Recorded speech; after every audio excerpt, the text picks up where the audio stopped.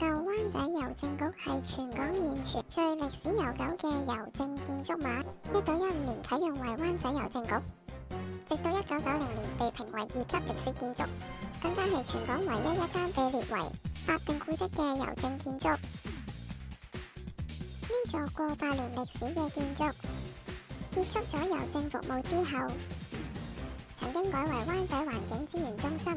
喺2024年9月又再變身成為式炭館，仲請嚟大西鬼同大家推廣環保教育添。館內仲保留咗舊郵政局嘅建築風格，仲有好多有歷史價值嘅擺設，例如舊郵箱同埋郵票機，影相打卡一流。式炭館以碳中和為主題，有好多互動遊戲、講座同埋環保工作坊，等大家輕鬆學到點樣減碳。場內分為4大區域。大西鬼禮賓室有互動屏幕，等大西鬼教你點樣從衣食住行入手，改變生活小習慣，實踐低碳生活。式炭探索室利用多媒體教材介紹淨零發電、節能綠電、綠色運輸等減碳策略，學到嘢又好玩。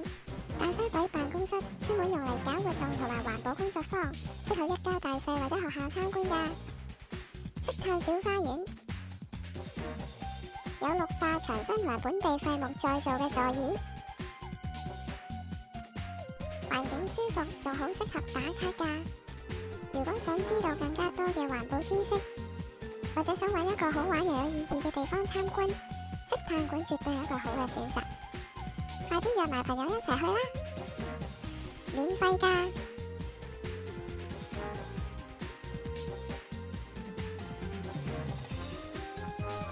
睇下我做咗啲咩手工。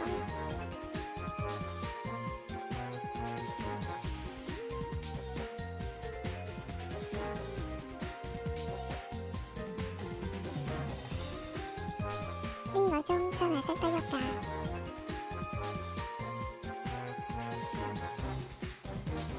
真係好榮幸見到大西鬼哥哥，今日學咗好多嘢。